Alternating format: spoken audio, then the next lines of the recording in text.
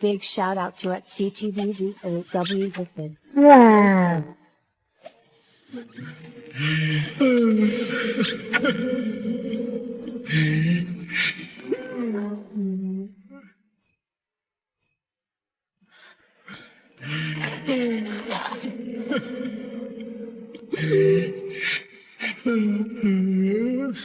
Wow.